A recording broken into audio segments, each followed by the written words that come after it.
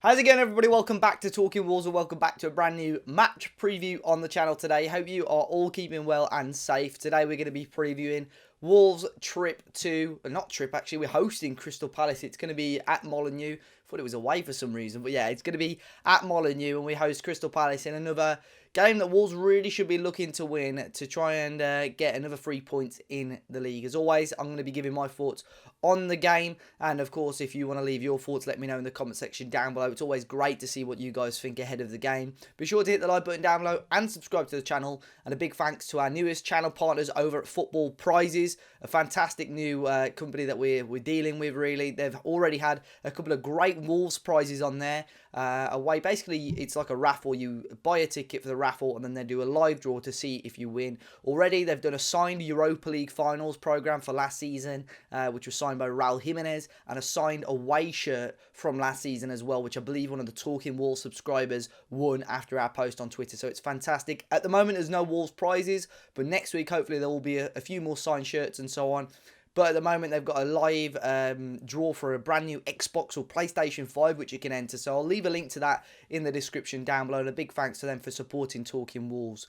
But Wolves Palace, it's a game really where, you know, both teams will probably think they could get something out of the game. But Wolves fans will probably need this win more than Palace. Although both clubs have started off very similar. I think we're both on 10 points. I think Palace will probably be slightly happier with their start than Wolves. They've got a slightly better goal difference than us as well. And Wolves fans aren't quite satisfied with how the season has kicked off. And I think that's fair to say. The games that, you know, we should have beaten Newcastle. I think the whole video and the whole tone of this video would be completely different if we held on against Newcastle United to get 3 points. So we were quite unlucky when they scored that, you know, that late free kick. But we've really got to start putting those sort of teams to the sword. We've got to start scoring more goals and putting these games to bed a lot earlier than like the 80th minute, like when we scored against Newcastle last time. In terms of Palace's results, they've already got a fantastic win away at Old Trafford against Manchester United this season. They beat them 3-1, but they have received a couple of defeats. A heavy one to Chelsea away from home. They lost out to Everton as well. But in their most recent game, they did manage to beat Fulham. Very similar, obviously, to how, you know, Wolves beat them.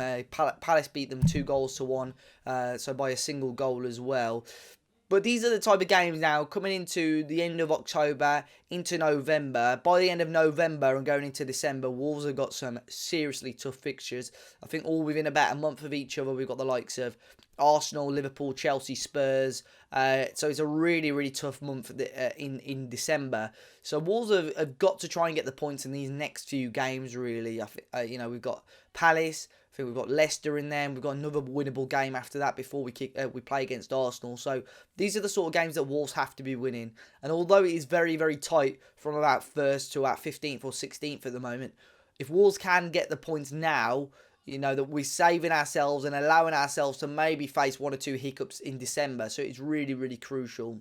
One of the big talking points this week has been the likes of Fabio Silva, the likes of Ryan Aït-Nouri. Why haven't they really played yet? Why haven't they broken into the team yet? We saw Vitor Ferreira playing the under-23s on Monday. I watched that game and he seemed really lively. He seemed like a really, really good player. And although I don't think Nuno will do it, I wouldn't mind or wouldn't be against seeing us switch back to the 5-3-2. I know a lot of people don't really enjoy watching us play with the 5-3-2 because it is quite boring because we've got an extra man in the middle. But I think if you've got a little bit of extra energy, like Vitinha in that middle, alongside Dendoncker and Neves, or Dendoncker and Moutinho, or even Neves and Moutinho, just a bit more energy, getting the ball forward and chasing the ball.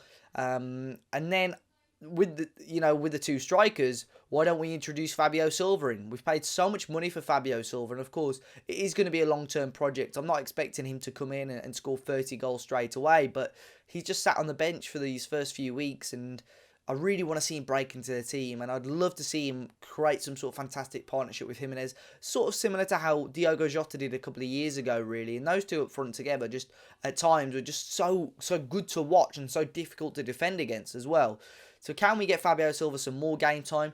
I think these games against Palace are a team that like to sit back, like to absorb the pressure, sort of similar to how Wolves do. Why don't we, for 45 to 60 minutes, play with a 5-3-2, play with Fabio Silva and Jimenez up front, and then see how it gets on? And if it doesn't quite work out, okay, we can switch back.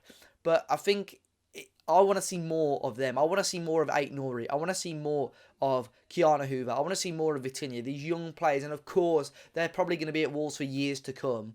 But for me as a fan now, I'm desperate to see what these guys can do, just to freshen things up a little bit. And it seems strange to say because we're still so early in the season, but I think these guys can really offer Wolves something. Against teams like Palace, Wolves can really go for it. The left wing-back situation as well, Romain Saiss, who I think is a great footballer. It's clear that that's not quite his position. Can he break back into centre-back at the moment? I don't know, because Max Kilman has made that left centre-back role his own as well. So I would expect Marcel or even Aït-Nouri to possibly come in on Friday against Palace. So that will be really, really intriguing and really interesting to see. But now we've got the thoughts from the Palace fans. The guys over at Back of the Nest have given us their thoughts and the Palace perspective before the game at Molineux. What's going on, guys? It's Theo from Back of the Nest answering some of the questions sent from the guys at Talking Wolves ahead of Palace versus Wolves game. So the first question was, how are Palace fans feeling with your early season form? And I guess it depends on what Palace fans you ask at, because some Palace fans have been impressed because we have managed to get the results, whereas others, even though we're getting the results, they're not really satisfied with the way that we're playing. And for me personally, I have been impressed, but I went into the season with low expectation because for me, all that matters is results. However, I'm a bit cautious whether we can keep up the results playing like this in the next couple of games. So yeah, we've been sitting back in majority of the games, but we managed to get result against United and Southampton, then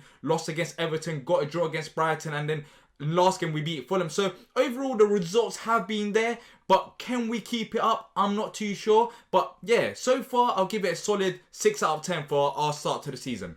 So in terms of which players have stood out, this is going to sound a bit weird, but Zaha. I know you guys are going to be thinking, well, of course he's your star player and he's going to stand out. But last season, we wasn't seeing this Wilfried Zaha that we were seeing now, where he has a bit more freedom going forward. And he's actually scored 5 goals already. And last season, I believe he scored only 3 and 4 goals in 38 games. So it's been a fantastic start for him. He's playing up front. He's got a bit more freedom going forward. And it's been causing trouble in all of our games that we played. So he's been the main positive going into the season and so far what's happened. But other players that I'll pick out is Andros Townsend. He's had a quiet season last season, but he started off strong due to probably the competition. We brought in a couple of players, so he knows that he needs to play well to perform, which he has done. And others like Tyreek Mitchell down the left-hand side, young left-back who just started after Patrick Van Aanholt got injured, and he's been performing well as well. So there has been some players, more than some players that have performed, but of course it's just mainly down to the tactics, which has been a negative. I don't think there has been any player that's performed so badly that they deserve to be dropped. Maybe Jordan Ayew, even though he hasn't played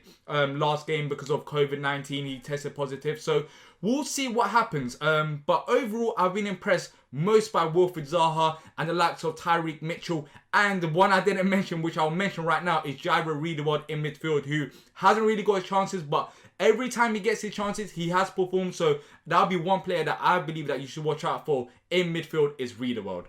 So in terms of what we can expect from this game tactically, I think Palace are going to sit back because that's what we've been doing for a while now. And all we're going to do is sit back in numbers and try and hit you guys on the counter-attack. And I understand that you guys do like keeping possession of the ball. So maybe in this game, it could actually work in Palace's favour, especially if you guys, Wolves, do attack Palace and leave spaces in behind. But yeah, it's not going to be anything, special from Palace. It's going to be a typical 4-4-2 formation of us just sitting back and trying to hit you guys. And hopefully, the most promising thing out of this game tactically that we can expect is that Palace down the left-hand side, that's where we're strong at, with Wilfried Zaha, with Jeffrey Schlupp and Tyreek Mitchell. So if we can tactically go and numbers in down the left-hand side, then I feel like that improves our chances in getting a result. Okay, so the lineup and score predictions for this game is that the lineup I'll start with, as I said, it's going to be a 4-4-2, I believe. It's going to be Vicente Guaita in goal, left back Tyreek Mitchell, at centre back it's going to be Cheiko Kouyaté, and the other option I'm not 100% sure of. It could be Gary Cahill or James Tompkins coming ahead of Scott Dan, but it's going to be, I believe, Roy doesn't like changing about, so I expect him to start with Scott Dan at centre back, and right back it's going to be Nathaniel Klein, who could start another game for Palace. In midfield it'll be Jairo Riedewald and Luka Milivojevic. Down the left-hand side, out wide will be Jeffrey Schlupp, and down the right-hand side, out wide will be Andros Townsend. and Zaha Michu Batshuayi will be up front. And in terms of my score prediction for the game, I'm going for 1-1. I feel like both sides have got quality to score goals. Palace are not conceding too many goals. Wolves are not conceding too many goals. So I wouldn't be that surprised if we get a draw against you guys. And I feel like that will be a result which Palace fans will be pleased with. So hopefully it is at least a draw going into this game. And thank you for having me on, guys. And best of luck for the game. So big thanks to Back of the Nest. You can find their links in the description down below. And of course, I've not even mentioned this game is going to be the first for Wolves on pay-per-view TV. I'm very much a part of the Boycott PPV campaign. So I'll be very intrigued and interested to see what you guys are doing about that. Let me know in the comment section. Are you going to be paying to watch the game? Are you going to be listening on a radio? Are you going to be watching it on a stream?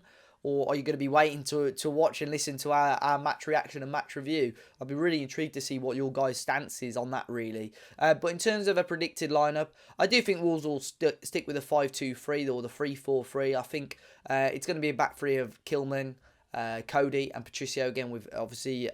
not Patricio at centre-back. Kilman, Cody and Bolly with Patricio in goal. Nelson Semedo at right wing-back. Left wing-back, I do suspect that maybe Marcel will come back in. Neves and Dendoncker would go with in the middle.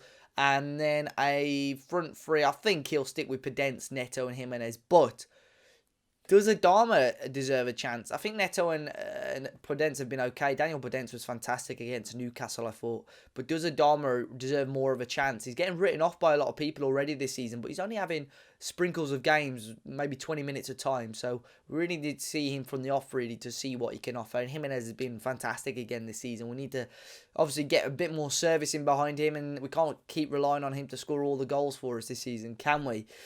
And score prediction, I'm going to go with a good old 2-1. You guys know the drill, but let me know your thoughts in the comment section down below. Let me know your score predictions, guys. Really hope you guys enjoy the game. If fingers crossed, Wolves can get 3 points and catapult us back towards the top 6. Until then, though, guys, enjoy the rest of your day. Hopefully, you'll check us out in the match reaction and the fans react after the game. And again, a big thanks to Football Prizes for kicking off their partnership with Talking Wolves. But until next time, I'll see you guys very, very soon.